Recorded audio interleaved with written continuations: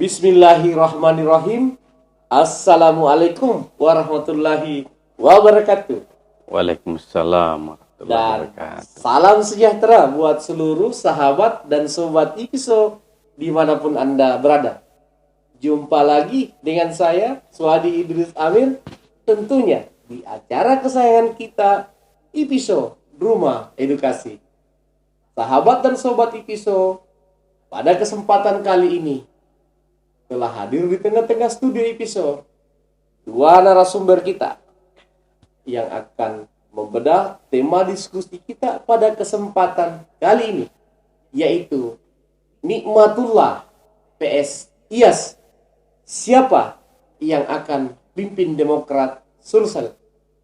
Karena musda Demokrat tidak lama lagi, dan kedua tokoh ini bersaing ketat memperebutkan jabatan ketua DPD Demokrat Sulawesi Selatan. Untuk membahas ini telah hadir di tengah-tengah studio IPISO dua pakar kita, dua doktor hebat kita. Yang pertama saya perkenalkan Kakanda Doktor Haji Andi Amir Mahmud, SE MSc. Beliau akademisi dari Universitas Muslim Indonesia. Beliau adalah seorang pengamat politik yang intens mengikuti perkembangan politik sejauh ini. Jangankan isu lokal, isu nasional pun tidak luput dari pandangan beliau. Assalamualaikum Kakanda. Waalaikumsalam Pak Suhadi. Sehat Kakandaku? Alhamdulillah. Sehat alhamdulillah. Dan tidak kalah di samping kanan saya, doktor muda kita, pengamat politik Islam kita dari Universitas Muhammadiyah, Dr. Ridwan Pawalang. Assalamualaikum. Waalaikumsalam. Sehat, alhamdulillah. Alhamdulillah, sehat. Alhamdulillah. Sahabat dan sobat IPISO, menarik memperbincangkan Partai Demokrat, partai yang pernah berkuasa dengan mendudukkan dua kali berturut-turut kadernya menjadi Presiden Republik Indonesia dan pernah memenangkan pemilu di 2014 lalu, sahabat dan sobat IPISO. Bukan 2014 ya, dia menang pemilu 2009 ya.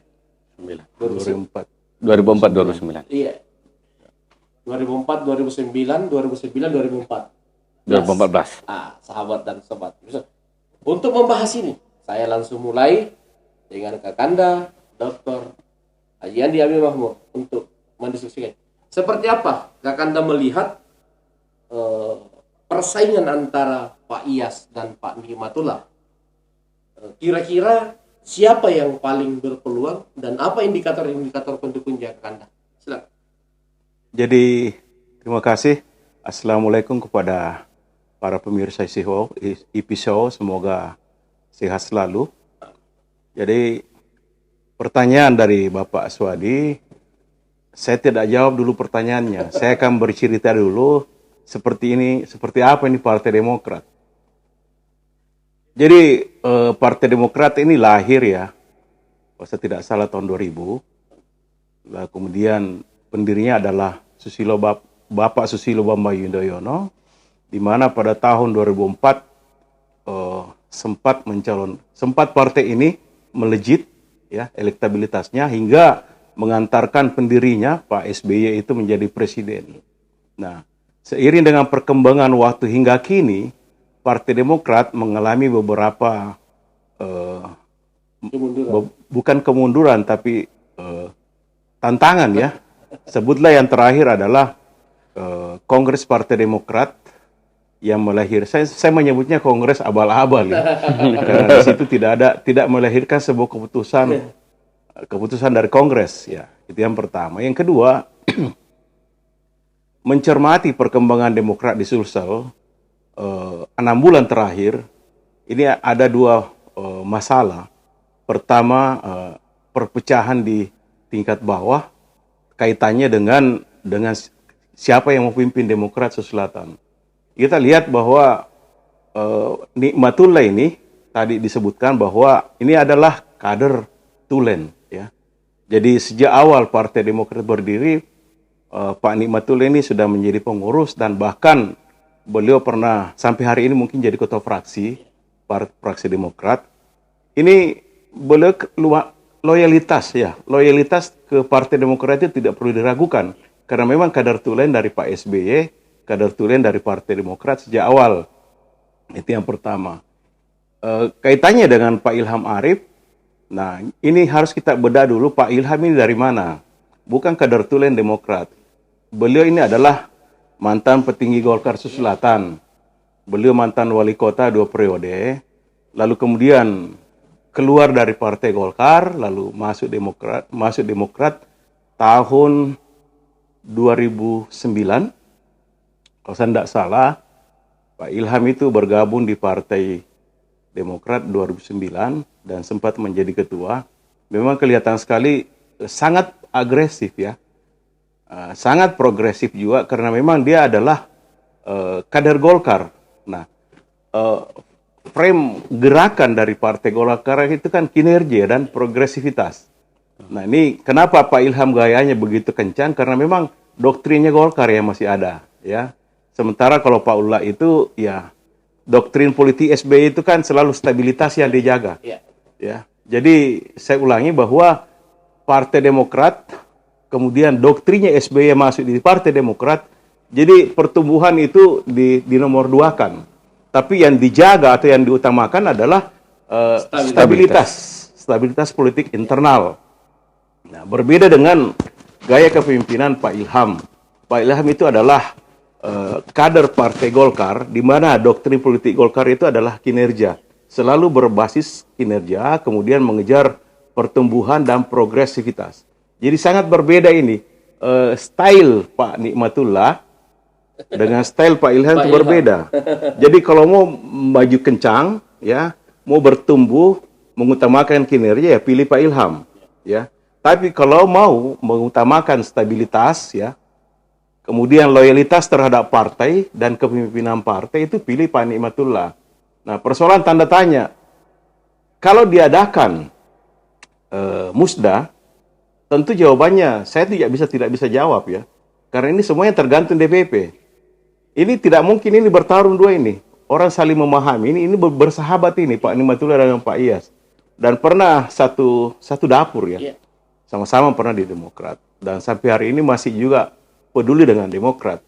Nah, kalau ini bertarung, saya tidak tahu siapa yang menang. Nah, karena ini sudah menjadi agak lama sedikit persoalannya ini. Kenapa? Karena semuanya diserahkan ke DPP. Nah, ke DPP tinggal bagaimana DPP mau bertumbuh atau mengutamakan kestabilan internal.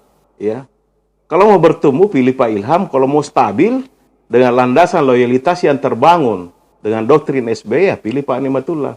Jadi dua pilihan ini, kader ini agak susah memilih. Ya, jadi mau stabil atau mau bertumbuh. Bertumbuh tapi tidak ada jaminan kestabilan di dalam. Tapi kalau mau stabil, ya pilih Pak Nikmatullah. Dua-duanya bagus. Ya, dua-duanya ini bagus. Kemudian politisi hebat dua-duanya. Ya, kalau Pak Ilham kan dijelas sekali ya. Kenapa mau kembali ke Partai Demokrat? Saya pikir tidak ada pintu dari partai lain untuk membukakan ruang agar Pak Ilyas itu bisa jadi gubernur, mencalonkan diri jadi gubernur. Jadi kalau ada statement Pak Ilham itu mau jadi ketua DPR, saya tidak percaya. Ya, saya tidak percaya kalau Pak Ilham merebut Demokrat untuk tujuan menjadi ketua DPR. Saya melihatnya Pak Ilham itu memang masih punya peluang jadi gubernur ya, karena dulu pernah melawan Pak Sahrul dan itu sangat signifikan suaranya. Dengan dasar itu, beliau kepengen merebut Demokrat agar ada partai yang bisa membukakan ruang untuk menjadi bakal calon gubernur. Nah, kalau Pak Ullah ini kansnya untuk jadi gubernur masih sangat tipis ya. Tapi tidak tertutup kemungkinan kalau dia membangun kemitraan, membangun jaringan lewat Partai Demokrat, saya kira juga bisa. Jadi seperti itu pandangan saya, Pak Dir, tentang siapa Pak Ilham. Jadi mau stabilitas, pilih Pak Nikmatullah. Kalau mau bertumbuh dengan kinerja yang bagus, dengan prinsip progresivitas partai, progresivitas semua kader partai, pilih Pak Ilham. Itu alternatifnya itu. Ya. Oke. Baik, pembuka dari Kakanda Dr. Haji Adiobo, Haji Amir Mahmud memulai diskusi kita sahabat dan sobat episode. Saya langsung ke pengamat politik Islam kita, doktor muda kita, Dr. Ridwan Bolang. Kalau dilihat situasi politik menuju 2024 dengan segala dinamikanya yang terlihat di Sulawesi Selatan ini, pesaing-pesaing Demokrat ini rata-rata kuat. Melihat kondisi itu, harusnya DPP ini menunjuk siapa jadi ketua untuk mampu mengangkat Demokrat. Baik Kakak Dir, Assalamualaikum warahmatullahi wabarakatuh. Waalaikumsalam. Sapa pemirsa, sobat dan sahabat episode dimanapun Anda berada. Salam hormat untuk Kakak Dr. Andi Puang Amir Mahmud. Izinkan saya bicara. Kakak Dir, terima kasih atas undangannya. Saya ingin ulas dulu kembali sebagaimana saya ikuti dulu beliau kan, mengulas kilas balik lah, kilas balik dalam konteks bahwa sepanjang kongres ya, sesungguhnya Pak Nimatullah itu adalah orang yang sangat loyal sama Pak SBY, dan hari ini juga kepada anaknya Pak SBY, Pak Nimatullah juga melakukan hal yang sama. Terbukti bahwa KLB di Medan, Sumatera Utara, saya kira Sulsel yang pertama angkat kepalkan tangan untuk membela Pak AHY. Itu artinya apa? Bahwa sesungguhnya Pak Nimatullah ini adalah salah satu kader ketua DPD yang saya kira menjadi perhatian DPP hari ini, dalam hari ini Pak SBY dan Pak AHY. Nah, oleh sebab itu, kalau indikator itu bisa diperhitungkan oleh pusat, saya pikir ini juga menjadi bagian yang patut dipertimbangkan dan posisi Pak Nimatullah itu bisa kuat. Yang kedua ingin saya sampaikan bahwa Pak Nimatullah ini betul dikatakan oleh Kanda Dr. Amir Mahmud bahwa sesungguhnya ada stabilitas. Karakter itu sebetulnya ada karakter yang sangat disukai oleh Pak SBY tentang stabilitas. Ya, ini kan menarik sebetulnya. Kanda Nimatullah ini kader HMI, ya, aktivis HMI. HMI itu kan aktivisme, ya. Karya dan progresivitas itu sebetulnya muncul, tetapi karena Pak Nimatullah juga cerdas membaca karakter sosok Pak SBY, maka karakter militer itu TNI diambil untuk melakukan kombinasi stabilitas dalam sebuah pergerakan dan struktur dinamika partai politik. Nah, saya pikir ini menarik. Yang ingin saya sampaikan bahwa keduanya ini dalam konteks visi nasional, apa yang diinginkan sebetulnya DPP terhadap Demokrat Sulsel. Apakah hanya ingin menghadirkan stabilitas atau ingin merebut Sulsel 1? Nah, kedua ini sebetulnya sudah ada. Ya, kalau misalnya Pak Nimatullah stabilitas saja dan mempertahankan grid perolehan kursi 10 hari ini, itu saya pertahankan dan menambah mungkin 2 digit, ya saya pikir itu saja. Mungkin Pak Nimatullah akan menjadi pilihan. Belum tentu juga dia bisa lakukan itu dengan situasi politik saat ini. Nah, itu maksud saya. Artinya stabilitas itu tidak cukup menjadi kriteria yang akan disodorkan oleh Pak Nimatullah kepada DPP. Tentu ada kriteria lain, dan tentu saya kira pusat juga akan mengatakan itu, bahwa sesungguhnya aspek misalnya bukan saja misalnya visinya kemarin menyusun suatu partai bersih-bersih, itu juga adalah bagian daripada perbaikan citra Partai Demokrat. Walhasil kan tidak cukup, tidak sampai membersihkan. Ya, masih ada misalnya Pak Alpian, mohon maaf, Pak Alpian ini mantan narapidana yang masih bergabung di Partai Demokrat di DPP. Melakukan pembersihan total. Gitu. Nah, oleh sebab itu membuka celah, ruang yang terbuka bagi Pak Iyas atau Pak Aco ini untuk memimpin partai, bahwa sesungguhnya status yang sama, dinamika yang sama juga ada sama kami, kenapa tidak dibukakan ruang? Izin Pak Jenderal, izinkan juga kami untuk melanjutkan apa yang tertunda dari masa lalu. Nah, yang kedua, apakah target DPP untuk Sulsel adalah untuk merebut 01 Sulsel? Ya, saya pikir pilihannya Pak Iyas atau Ilham Arif Sirajuddin, yang punya kans, punya kapital, ya, punya track record yang bagus, pernah bertarung 1 kali dan masuk di second runner up melawan Pak Sahrul dan Pak Andi Rudianto, dan saya pikir itu adalah modal. Nah, kalau misalnya berambisi progresif hari ini, Pak Iyas, saya pikir itu adalah bagian daripada dokumen-dokumen sejarah politik beliau yang dikumpulkan dan hari ini menawarkan kembali. Nah, yang kedua tantangannya saya pikir ada pada aspek lain. Misalnya, bagaimana Pak PLT hari ini? Apakah munculnya Pak Iyas ini akan menjadi partner politik, koalisi politik, atau akan menjadi lawan politik? Tentu celah-celah ini akan muncul. Dan tentu Pak Nikmatullah membaca itu, kalau masih mau, atau sebaliknya, Pak Iyas juga akan menyampaikan itu. Saya kira cukup dulu, Kak Kadit. Baik, sahabat dan sobat IPISO. Dalam memulai diskusi kedua, narasumber kita sangat luar biasa.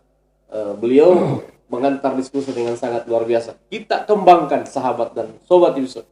Kakanda, kalau dilihat dinamika persaingan mereka, ini kan agak ketat ya. Yeah. Sama-sama punya keunggulan masing-masing. Strategi apa kira-kira yang efektif yang mungkin akan dilakukan Nikmatullah untuk menahan laju Pak Iyas dalam mengganggu dia? Karena ya bukan lagi rahasia, orang yang pernah memimpin pasti ingin mempertahankan apa yang dia pimpin. Jadi menurut analisis saya ya, Pak Iyas ini tidak punya cacat. Tidak ada rekam jejak yang negatif ya di mata SBY dan pengurus DPP Partai Demokrat. Dia ibaratnya kertas putih tanpa ada celah ya. Pak Nikmatullah itu bersih, Pak. Di mata DPP itu bagus sekali namanya. Itu yang saya tahu. Dibanding dengan misalnya Pak Ilham, beliau ini dari Partai Golkar dan kebetulan pernah sedikit bermasalah ya terkait dengan, saya menyebutnya ada sedikit celah karena beliau pernah menjadi santri ya. Iya. Pernah menjadi santri di sebuah pondok pesantren di Bandung dan itu juga agak susah dipulihkan ya. Publik tahu. Tapi ya entah Pak Ilham itu saya cukup bagus kalau strategi juga. Dan memang banyak yang punya celah, tapi Pak Ilham itu masih bisa, masih ada waktu, masih ada ruang, masih ada upaya untuk mengangkat kembali citranya, karena public social tidak begitu banyak tahu ini apa yang pernah dialami oleh Pak Ilham. Artinya kalau untuk mengangkat kembali citranya tidak susah, butuh waktu 6 bulan saja, ya. Tergantung DPP-nya, mau pilih yang mana, ya. Mau yang kertas putih atau yang sudah pernah ada catatan yang kurang bagus. Nah, ini pertimbangannya DPP. Jadi segalanya kembali ke DPP, ya. Mau pertimbangannya stabilitas atau mau pertumbuhan yang kencang, itu silakan memilih. Nah, tergantung dua-duanya, dua pihak ini memperkuat lobbynya ke DPP. Dan saya kira pintu utamanya ke SBY dengan AHY, tidak jalan lain. Kalaupun diadakan musdah, ya saya tidak tahu siapa pemenangnya, karena di Pak Nikmatullah itu, kubu Pak Nikmatullah banyak loyalitas di situ, Pak. Terbukti kemarin di KLB hanya 1 atau 2 DPC saja yang lari dari komitmen. Kalau Pak Ilham ini kan ya karena pernah juga memimpin Partai Demokrat kalau tidak salah hanya 2 tahun, itu ya jelas loyalitasnya. Tergantung nanti DPP-nya ini memutuskan. Nah, pertanyaan kalau misalnya diadakan musdah, apakah di sini atau di Jakarta? Kalau diadakan di sini musdahnya, saya yakin Pak Ilham menang. Tapi kalau musdah ini diselenggarakan di DPP, Pak Nikmatullah yang menang, Pak. Ya, itu sinyal itu. Ya. Pak Nikmatullah harus bawa ke Jakarta. Ya, jadi itu saja. Kalau musdahnya dilaksanakan di Makassar atau di Sulawesi Selatan, itu saya yakin Pak Iyas yang menang, Pak Ilham ya. Tapi kalau dilaksanakan di DPP itu Pak Nikmatullah punya kekuatan di situ. Karena saya yakin bahwa hampir seluruh fungsionaris DPP-nya Demokrat itu mengenal baik Pak Nikmatullah dan loyal sama partai. Buktinya kemarin di KLB, orang yang ketua DPD 1 yang pertama menolak KLB adalah beliau itu, Pak Nikmatullah. Jadi 2 orang ini saya kenal baik, Pak. Dua-duanya saya pernah dekat, sering berinteraksi, dan pernah kita satu tim ya. Ya, sekiranya begitu, Pak. Baik, Ya. baik. sahabat dan sobat Tipiso, udah lama diskusi dengan Kakanda Dokter, sangat luar biasa.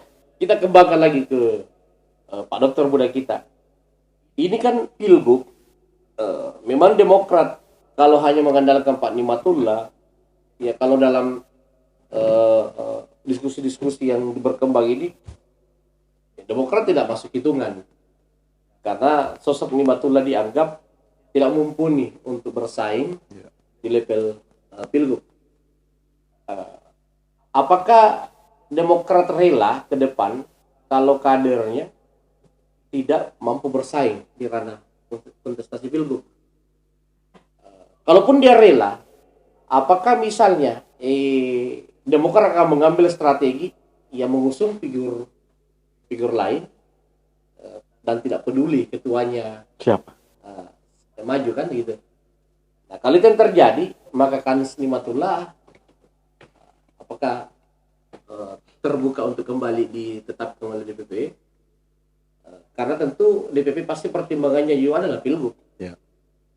Pasti itu salah satu. Kemudian yang kedua, kita tidak bisa menafikan Kakanda ya, di dokter ya. Pasti ada yang mengintervensi laju Musda ini. Para figur-figur yang ingin menjadi calon gubernur, ya kan?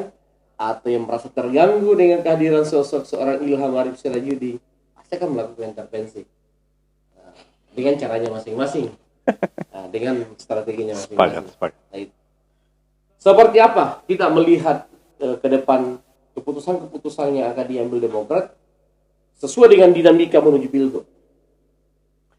Iya Kak Kadir, kalau kita membaca tentang pilgub 2014 sesungguhnya kita 2024 sesungguhnya juga kita ini berkaca pada konteks dinamika yang terjadi pada hari ini terhadap Partai Demokrat. Begitu pula figurnya Pak AHY. Ya, sesungguhnya untuk sejauh ini dari sisi data riset elektabilitasnya Pak AHY kan masih bawah. Artinya apa? Bahwa kalau asumsi per awal itu yang kita mau baca bahwa sesungguhnya memang Pak AHY itu tidak menargetkan yang tinggi-tinggi, yang prestisius, kecuali mempertahankan ini partai. Karena mungkin momentumnya Pak AHY ini tahun 2029. Nah, kalau itu kita mau tarik ke tingkat DPD, sesungguhnya ya kembali ke tadi, apakah mau mempertahankan 10 digit itu untuk disulsel atau mau menambah sedikit atau gimana? Nah, dengan asumsi itu sesungguhnya maka jejaring-jejaring itu yang kita sampaikan ada intervensi baik soft maupun hard ya, keras maupun lembut, maka bisa saja akan beririsan. Misalnya kehadiran figur yang akan memimpin ya, yang memperebutkan Partai Demokrat ini bisa mengancam atau menguatkan, tentu akan dilihat sisi mananya. Nah, komunikasi ini akan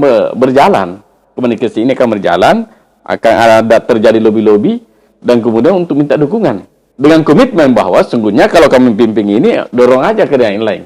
Atau misalnya bisa saja bahwa Pak Nimatullah itu akan berkomunikasi dengan Pak Ilham, silahkan kami, izinkan kami memimpin partai, lalu kemudian Pak Ilham kita usung untuk cagup pada 2024. Itu juga kan bisa terjadi. Walaupun saya pikir ya tidak pas dan tidak puas rasanya kalau kita diusung.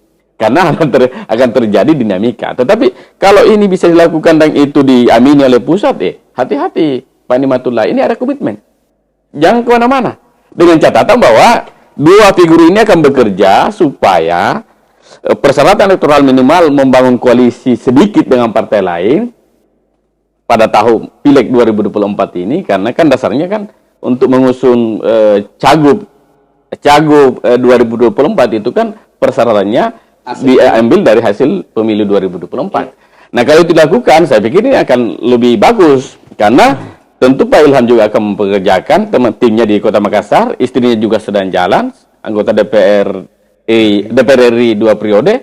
Saya pikir ini akan menjadi sebuah tim yang bagus kalau itu bisa dilakukan. Aspek lain kalau mau berhadapan-hadapan, tentu saja Pak Ilham ini adalah petarung, Pak Nimatullah menjaga stabilitas, tetapi saya pikir Pak Nimatullah mempertahankan ini juga bukan Pak Nimatullah lagi yang kemarin. Pak Nimatullah sekarang ini sudah juga memperlihatkan kekuatan politiknya, stabilitasnya meyakinkan ke pusat, Dan saya pikir di tingkat lokal untuk itu Pak Nimatullah sejauh ini tidak punya ambisi untuk menjadi konsul satu sultan.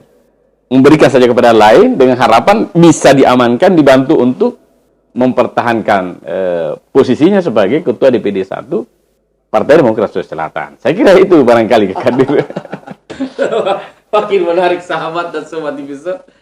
Kakanda, kalaupun misalnya Pak Ilham mampu meyakinkan DPP bahwa dia ingin maju sebagai calon gubernur, seperti apa kondisinya kita lihat dalam kerasnya persaingan di 2024 dan seberapa besar pengaruh intervensi gerbong gubernur dalam mempengaruhi musda? Musda atau muktamar itu tentu saja selalu ada pihak berkepentingan, ya, bahkan melakukan intervensi secara langsung maupun tidak langsung, ya. Jadi agak seksi memang Demokrat ini karena termasuk punya kursi banyak di parlemen provinsi, ya. Namun seperti apa yang disampaikan oleh Adinda Dr. Ridwan, itu tidak ada jaminan kalau Nikmatullah yang menjadi ketua Demokrat lalu akan memberikan rekomendasi kepada Pak Ilham. Itu masalahnya. Di situ problemnya, Pak. Iya. Tidak ada jaminan kalau Pak Nikmatullah jadi ketua Demokrat, Pak Ilham akan diusung jadi gubernur. Bisa jadi di belakang hari, ya, ada calon gubernur yang seksi dan itu DPP mendukung, itu yang jadi. Nah, Dan Nikmatullah jadi 02, bisa saja. bisa saja. Kemudian yang kedua, itu yang pertama tadi. Yang kedua, menjadi ketua partai itu tidak harus jadi gubernur, Pak. Masih ada pilihan lain jadi ketua DPR, ketua DPRD provinsi. Karena Demokrat saya tidak melihat bahwa dia akan merebut eksekutif. Demokrat ini berusaha bagaimana memperbaiki elektoralnya, menambah jumlah banyak kursi, baik DPR RI, DPR provinsi, DPR kabupaten. Nah, harapannya AHY itu ada di 2009, bukan di 2024. Ini hanya trial and error saja 2024. Melihat sampai di mana kekuatan elektoral beliau dan partainya, Partai Demokrat. Jadi saya tidak melihat sampai ke situ. Nah, Demokrat terkait dengan apa yang disampaikan oleh Pak Suadi tadi bahwa ada intervensi, bisa jadi, Pak. Jadi kalau misalnya nanti, saya menduga dan saya berasumsi bahwa kalau Nikmatullah yang jadi ketua Demokrat, artinya apa? Ada pihak yang tidak menginginkan Pak Ilham jadi calon gubernur. Itu yang pertama. Yang kedua, kalaupun misalnya Pak Ilham yang terpilih jadi ketua Demokrat, tentu saja semua lawan yang bakal maju calon gubernur akan melihat, akan mencari celah-celahnya Pak Ilham, bagaimana bisa dimatikan ini Pak Ilham lewat Partai Demokrat. Bisa jadi misalnya bulan ini terpilih Pak Ilham, di tengah jalan masih panjang ini Pak race-nya, ibarat balapan ini, race-nya masih panjang, masih bisa diganggu di tengah jalan, Pak. Ya, kalau merugi, semua gerakannya Pak Ilham itu merugikan Demokrat, tidak menguntungkan dari sisi elektoral, bisa jadi tengah jalan di-cut lagi, Pak. Itu partai besar begitu tuh. Kalau tidak menguntungkan secara elektoral, maka dia akan lakukan langkah-langkah bagaimana mengatasi celah-celah, bagaimana sebelum timbul kerugian-kerugian politik, dia akan cut itu di tengah jalan. Dan itu Pak SBY stabilitas yang dijaga, Pak. Persoalan mau jadi gubernur nanti, tapi yang dia jaga adalah meningkatkan elektabilitas, meningkatkan jumlah kursi yang ada di parlemen. Dengan harapan 2029 Partai Demokrat kembali berkuasa seperti kejadian 2009 dengan 2014. Nah itu pandangan saya kalau soal Demokrat.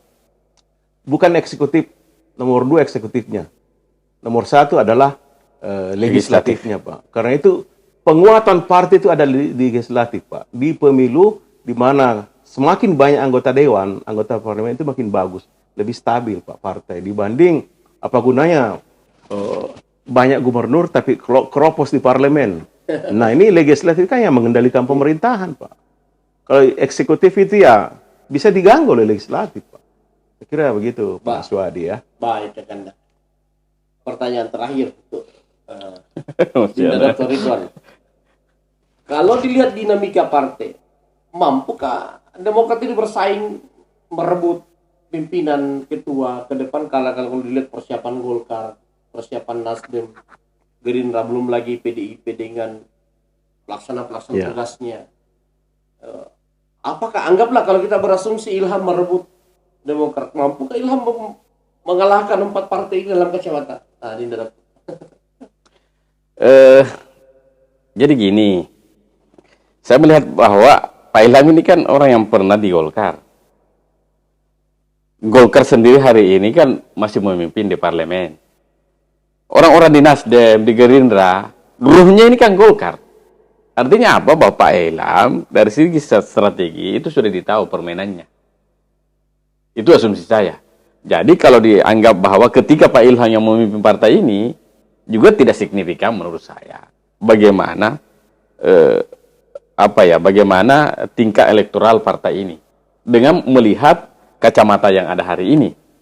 Dan tentu saja kalau Pak Ilham ini akan memimpin partai ini, tentu mereka ini akan melakukan gerakan-gerakan, upaya-upaya bagaimana supaya mereka sudah ada di tren yang ada itu, kemudian tidak bisa lagi terganggu. Kalau misalnya partai ini diambil sama Pak Ilham, bisa saja mereka ini akan terganggu dengan gaya Pak Ilham, modal Pak Ilham, dan pengalaman dari sebagai aktor ya, sebagai figur di Sulawesi Selatan ini. Dan saya pikir itu juga sangat mempengaruhi, walaupun sebetulnya dengan kondisi yang ada hari ini, kondisi misalnya ke depan bisa ketika terjadi PLT di Sulsel, apalagi ini akan terjadi PLT di tingkat gubernur sampai PLT ke bawah, tentu saya kira akan sangat berpengaruh terhadap posisi Partai Demokrat ke depan. Siapapun sebetulnya yang akan menjadi ketua DPD 1 Partai Demokrat Sulawesi Selatan.